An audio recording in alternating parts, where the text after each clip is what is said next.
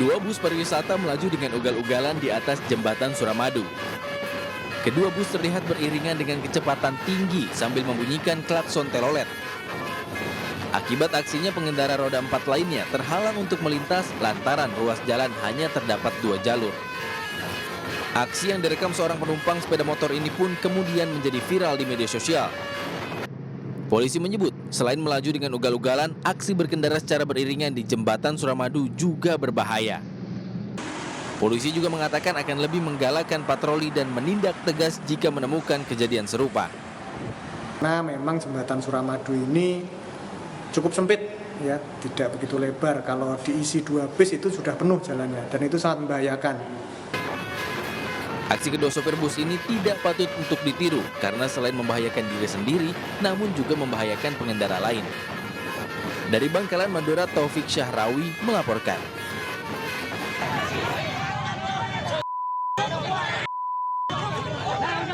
Viral di media sosial saat seorang pengendara mobil bak terbuka menjadi bulan-bulanan warga di Jalan STM Walang Jaya, Koja, Jakarta Utara.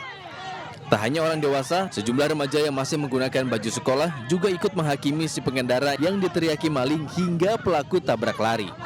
Setelah korban babak belur dan kasusnya ditangani polisi, barulah terungkap jika pria pengendara mobil pick-up yang tengah mengangkut motor tersebut bukanlah pencuri ataupun pelaku tabrak lari. Ia menjadi sasaran amuk massa setelah diteriaki maling pada saat kabur dari petugas suku Dinas Perhubungan Jakarta Utara yang akan menderek kendaraannya.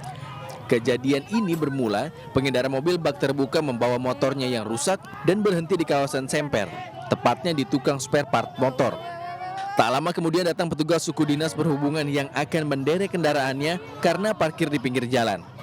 RM yang takut kendaraannya akan diderek petugas langsung tancap gas melarikan diri, namun diteriaki maling dan massa beramai-ramai mengejarnya.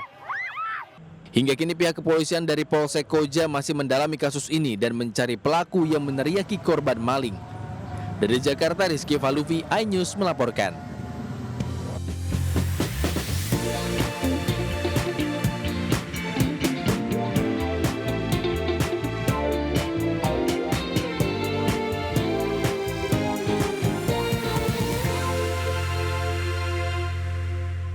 Halo pemirsa, Buletin iNews Siang kembali hadir menemani aktivitas Anda. Bersama saya Kezia 7, inilah Buletin iNews Siang selengkapnya.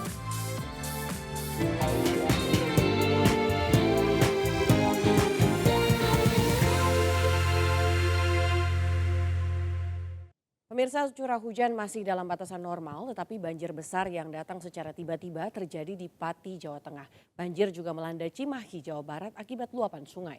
BMKG menyatakan puncak musim hujan di sebagian besar wilayah Indonesia terjadi pada Januari hingga Februari tahun depan.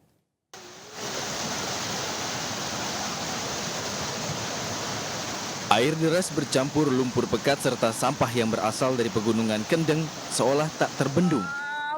Derasnya banjir bandang yang terjadi secara tiba-tiba ini sempat membuat warga cemas. Sungai yang berada di pinggir jalan pun tidak mampu menampung debit air yang tinggi. Selain menutup jalur Pati Grobogan, banjir masuk ke pemukiman warga. Banyaknya penggundulan hutan dan penambangan ditengarai menjadi penyebab air meluncur deras ke kawasan yang lebih rendah. Dan ini diakibatkan karena dari hulu itu air meluap dan sehingga di hilir mengakibatkan banyak sekali lumpur yang berserakan di daerah Desa Sukolilo. Selain di Kabupaten Pati, hujan deras yang disertai luapan air sungai juga mengakibatkan jalan Cigugur Tengah, Cibaligo, Kota Cimahi, Jawa Barat terendam. Sebuah angkot yang memaksakan untuk menerobos banjir akhirnya terseret dan tersangkut di tengah derasnya arus banjir. Aksi dramatis penyelamatan sejumlah penumpang dalam angkot pun sempat terekam kamera warga. Seorang pemotor yang memakai jas hujan dan helm nekat menaiki atap angkot untuk menarik sejumlah penumpang yang terjebak di dalam angkot.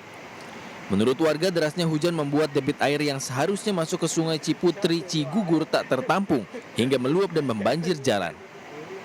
Dari Pati, Jawa Tengah dan Cimahi, Jawa Barat, Lazarus Sandi Yuwono Wahyu, iNews melaporkan. Sementara itu hujan abu vulkanik akibat meletusnya Gunung Merapi terjadi di Kabupaten Tanah Datar, Sumatera Barat. Hingga siang ini 20 orang pendaki dinyatakan tewas akibat letusan gunung api aktif tersebut. 3 pendaki lainnya masih dalam pencarian.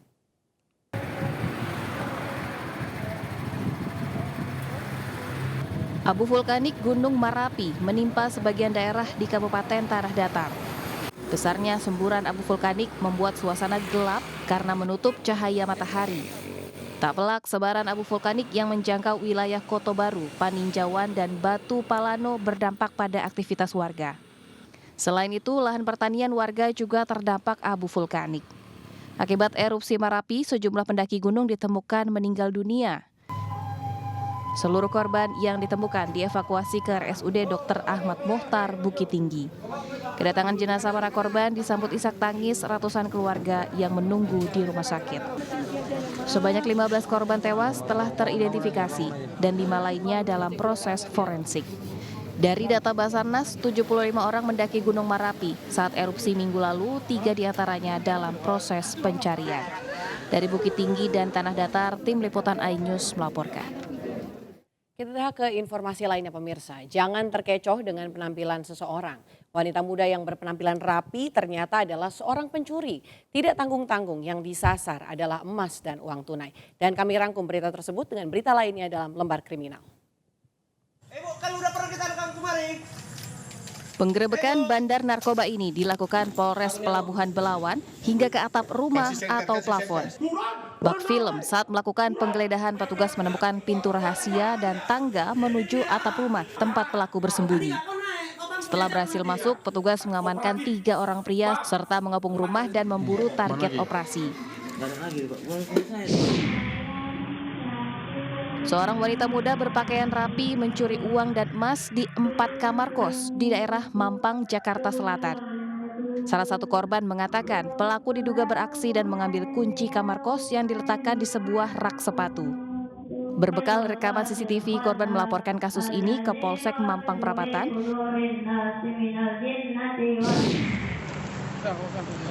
Seorang remaja laki-laki ini diringkus polisi lantaran diduga memperkosa anak di bawah umur yang masih berstatus murid sekolah dasar.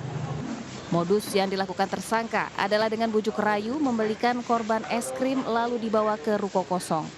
Penyebabnya diduga pelaku kecanduan nonton film porno di usia dini.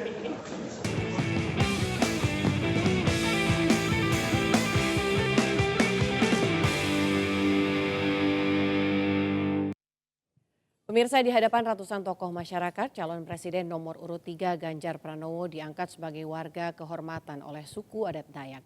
Ganjar Pranowo diberikan senjata mandau yang memiliki makna kekuatan dalam melaksanakan tugas amanah dan berpegang teguh pada petunjuk Tuhan.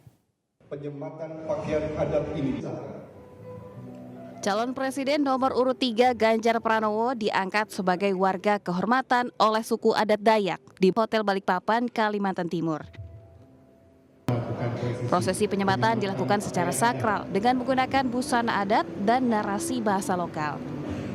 Ganjar disematkan rompi adat kalung manik, gelang manik serta bluko, topi kebesaran adat oleh Ketua Lembaga Adat Dayak Kenyah Kaltim, Ajang Kedung. Selain itu, Ganjar juga diberikan mandau yang memiliki makna kekuatan dalam melaksanakan tugas amanah dengan berani dan berpegang teguh pada petunjuk Tuhan. Maka saya menyampaikan terima kasih. Bapak Ibu berkenan merawat, mengawal keindonesiaan secara bersama-sama. Itu penting.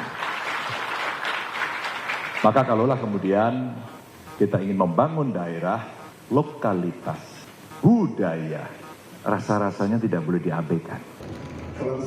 Atas penyematan ini, Ganjar mengaku senang dan berterima kasih kepada masyarakat adat karena telah merawat dan mengawal budaya yang ada. Dari Balikpapan, Kalimantan Timur, Faisal Rinaldi, Dede Rudi, iNews melaporkan. Pembentukan Media Center Indonesia Maju yang didirikan pemerintahan Joko Widodo baru-baru ini menuai kritik. Selain penamaannya yang mirip dengan koalisi salah satu pasangan capres, urgensi pendirian Media Center ini juga dipertanyakan oleh sejumlah pihak. Selama tidak mengganggu apa yang telah menjadi garis kebijakan Pemerintah Joko Widodo melalui Kepala Investasi dan BKPM, Bahlil Lahadalia baru-baru ini mendirikan Media Center Indonesia Maju. Pendirian Media Center Indonesia Maju belakangan menjadi sorotan dari sejumlah pihak, termasuk dari kubu paslon Anies Mohaimin atau Amin.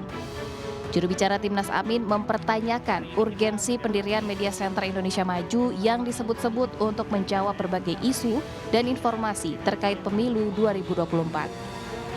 Secara kewenangan keinstansian kan Kominfo yang bertanggung jawab terhadap itu kan. Bahkan kita dengar juga kemarin di media bahwa Kominfo malah nggak pernah dilibatkan sama sekali katanya di isu tersebut.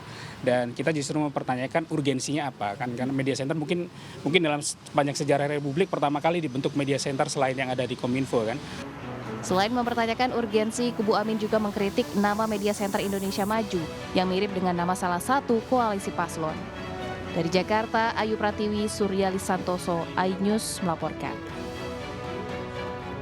Sementara itu pemirsa, memasuki masa kampanye Pileg dan Pilpres, pesanan jasa pembuatan kaos partai di kota Cilegon, Banten anjlok. Hal ini disebabkan pesatnya teknologi yang membuat para peserta pemilu lebih memilih berkampanye di media sosial.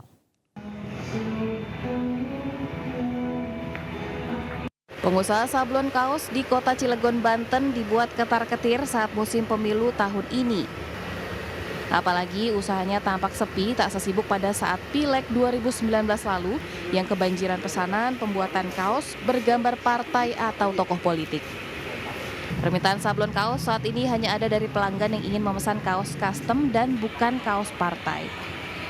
Menurut pelaku usaha konveksi dan sablon, pesanan kaos kampanye menurun lantaran banyak peserta pemilu lebih memanfaatkan media sosial.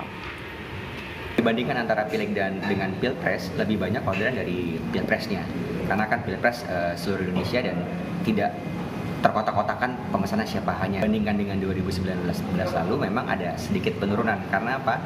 Dengan 2019 dengan 2024, kemajuan teknologi juga mempengaruhi. Selain mudah, kampanye di media sosial dinilai lebih murah dibanding harus membuat kaos untuk para pendukungnya. Dari Cilegon, Banten, Iskandar Nasution, iNews melaporkan.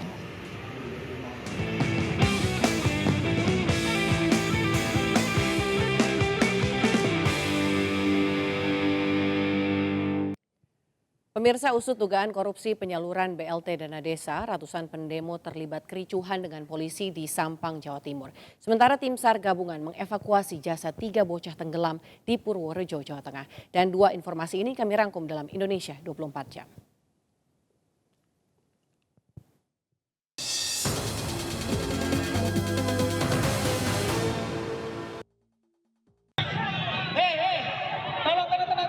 Ratusan warga desa Gunung Rancak, Kecamatan Robatal, Sampang terlibat kericuhan dengan polisi saat memaksa masuk kantor cabang bank pemerintah. Warga menuntut pihak bank bertanggung jawab terkait dugaan korupsi penyaluran BLT dana desa tahun 2020. Aksi unjuk rasa ribuan perangkat desa dari berbagai daerah digelar di depan gedung DPR RI, Senayan, Jakarta Pusat. Mereka meminta DPR segera mengesahkan undang-undang desa terkait perpanjangan masa jabatan menjadi 9 tahun. Dengan membentangkan spanduk dan berorasi, para pendemo membakar ban bekas sebagai bentuk kekesalan mereka terhadap DPR. Tim SAR gabungan mengevakuasi 3 bocah korban tewas tenggelam di Sungai Curug Beduk, Purworejo. Jasad 3 pelajar kelas 5 SD Negeri Jati ini pertama kali ditemukan seorang warga yang melihat tubuh korban terapung di sungai.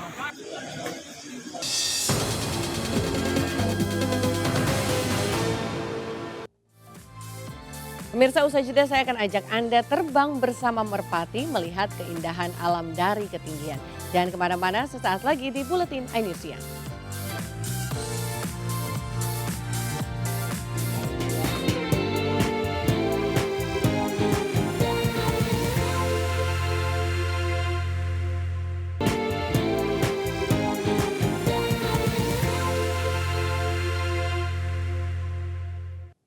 Pemirsa, terima kasih Anda masih bersama kami di Buletin iNews Siang. Sesuai kodratnya, manusia tentu tidak bisa terbang layaknya burung ya, mungkin hanya di film-film superhero. Tetapi saat ini ada hobi yang memungkinkan manusia seolah-olah bisa terbang.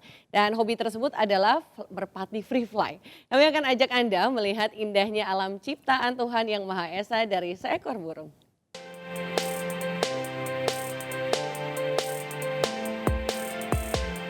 Seru ya melihat keindahan alam dari ketinggian seperti ini. Loh, kok ada kepala merpatinya? Ya, ini adalah merpati free fly. Jika biasanya orang mengambil video dari ketinggian menggunakan drone, namun salah seorang penghobi burung merpati di desa Bangunjiwo, Bantul ini mencoba cara yang berbeda. Ia sengaja menaruh kamera di punggung merpati supaya bisa ikut terbang menikmati keindahan alam. Burung merpati free fly adalah burung merpati yang sudah dilatih untuk mengenal perintah dari pemiliknya sejak usia 2 minggu. Merpati free fly sangat jinak, akan patuh dan menuruti perintah melalui suara peluit, panggilan nama, ataupun gerakan tangan dari pemiliknya yang mengenakan pakaian dengan warna yang sudah dikenali sang merpati. Ini jenis merpatinya macam-macam, jadi ada merpati kolongan, merpati hias, merpati endemik, semua jenis merpati yang bisa terbang bisa kita latih free fly. Fernando sudah hampir 2 tahun menekuni hobi merpati free fly sekaligus merakit dan memodifikasi kamera video dengan berat maksimal 20 gram yang dipasang di punggung merpati. Seekor burung merpati free fly bisa ia jual hingga 5 juta rupiah per ekornya. Kan kamera video hasil modifikasinya dengan berat maksimal 20 gram dijual dengan harga 7 juta rupiah per unit. Tren baru memelihara merpati free fly kini sudah mulai menyebar di sejumlah kota di Indonesia dan sudah mulai dilombakan secara nasional. Dari Bantul, Yogyakarta, Trisna Purwoko, iNews melaporkan. Ya pemirsa, informasi tadi menandai akhir jumpa kita hari ini. Mari ulurkan tangan Anda untuk berbagi kebaikan kepada sesama bersama MNC Peduli melalui nomor rekening di bawah ini atau dengan scan kris berikut melalui aplikasi uang digital Anda. Informasi lebih lengkap juga dapat diakses di mncpeduli.org. Saya Kezia 7 beserta kru yang bertugas pamit undur diri. Selamat beraktivitas, terima kasih dan sampai jumpa.